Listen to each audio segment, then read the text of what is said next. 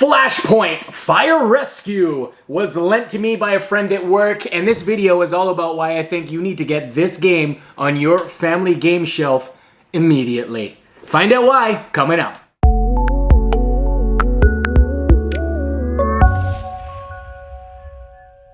How's it going, everybody? PJ here from the Awareness Module, where we are bridging the gaps between life and education. On this channel, we discuss how to influence young minds so that they can find success not just in their classrooms, but ultimately in their lives. If that sounds appealing to you, make sure to hit that subscribe button and don't forget to check the bell so you get all of the updates. Now, board games are a fantastic way to help teach kids a number of different skills, such as creative problem solving, social and emotional regulation, as well as following rules, just to name a few. Flashpoint Fire Rescue is a fantastic game that will teach your kids a lot of great skills. Let's get into it, shall we? Flashpoint Fire Rescue is a must-have for your family game shelf for a number of reasons. Number one, it is a very exciting, age-appropriate plotline. You are firefighters saving people and cute, cuddly animals from a burning inferno of destruction. I mean, come on! That is a fun Sunday afternoon faux show. The second thing I like about this game is that it's a cooperative game. You are actually working together as a family to try and accomplish something. And I think there's a lot of value in that. Because of the way the game is designed, I also think it's very, very engrossing. Why I think it's age appropriate and why I think it's exciting is because most kids can identify with firefighters. They're real people and real jobs in our world. Whereas, you know, games like Forbidden Island or Forbidden Desert, I'm trapped on a desert, I'm on an island that's sinking and I need to find mystical treasure, or games like Pandemic where you're just removing cubes from countries on a board. Like I can't really get into it.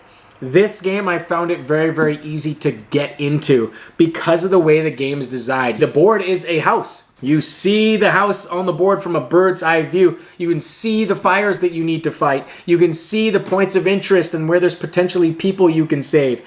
You know, as you go into the advanced rules of the game, you see a fire truck, you see an ambulance. Like everything you imagine fighting a fire would entail is represented in the game. And you see all of those things. So it's not difficult to get sucked into what's happening. And I think that this game does that so extremely well that I think your family will find a lot of enjoyment and really get into the plot line of the game, more so than other games that I've played. And I think that that's very, very valuable here. Another thing I'll also talk about is that there's multiple ways to play this game. Now, I'm not going to get into how to play this game because there's a lot of other channels who do that very well. I'll leave a link in the card above here of a great, how to play this game, and I think that's worth checking out. I did when I learned the game for the first time. So what I like about it is that there's different ways that you can play.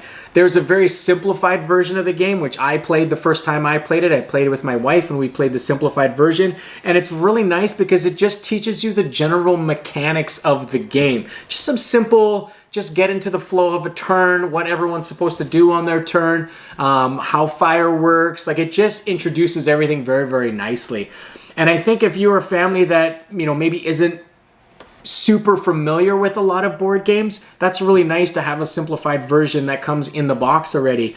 Or maybe you are experienced board gamers, but you have some kids who are a little bit younger and they're not used to playing board games. So it's a great an entry point to teach them game mechanics and how games work. And what's cool about it is that in the box, it's not an expansion, in the box, there's also an advanced set of rules which adds new elements to the game. So as your family gets better at the game, as your younger kids start to grow older, you can still pull this game off the shelf because there's advanced rules that are also included in the game. The advanced rules add special characters that have special abilities. It adds a fire truck, an ambulance, hazardous materials. The way fire moves is a little bit different. So it turns things up a notch. And I think that that's really cool that the game comes with that. There's also a randomness element because of the dice. I've heard some reviewers say that they didn't like the randomness of the dice rolls. I actually really like that. It added a lot of excitement to the game because every time I'm holding the dice and it's my turn to roll, I'm thinking, please, I don't want another explosion. Otherwise, that person I'm trying to rescue is going to die.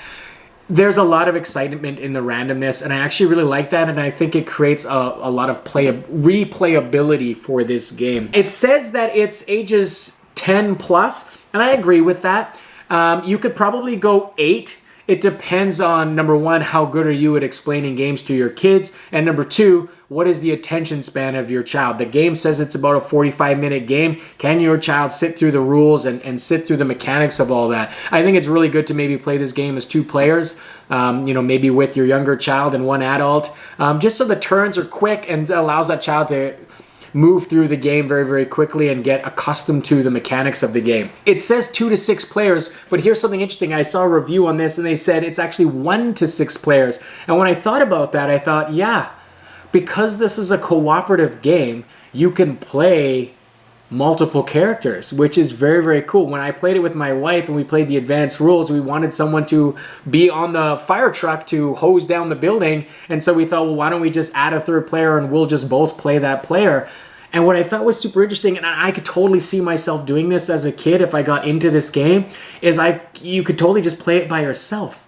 I could see kids getting so super jacked on this game that they'll be like, I want to just play it by myself and play as 3 firefighters and fight the fire myself. And you can do that. That element of control and being able to control the characters is fun, and I could see that being very exciting for even just a child to play on their own. You look at games like, King of Tokyo, which is another fantastic game for families. It's in the card above, King of Tokyo. Check it out.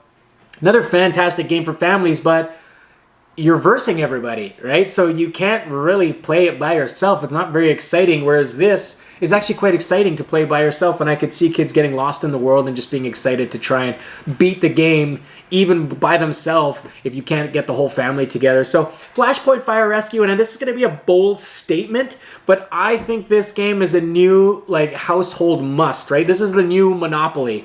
This is the new Clue, if you will.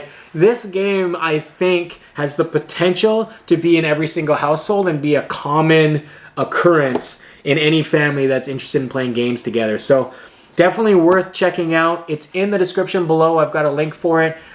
Check it out. Check out some of the other reviews of it too as well. But I truly believe in what I know about games and what I know about kids. I think that this is a powerful game that can teach some really powerful, fun things, and it will really bring your family together. So make sure you check out Flashpoint Fire Rescue. That's my thoughts. Hope you enjoyed. Make sure you subscribe, and I'll talk to you all later. Peace.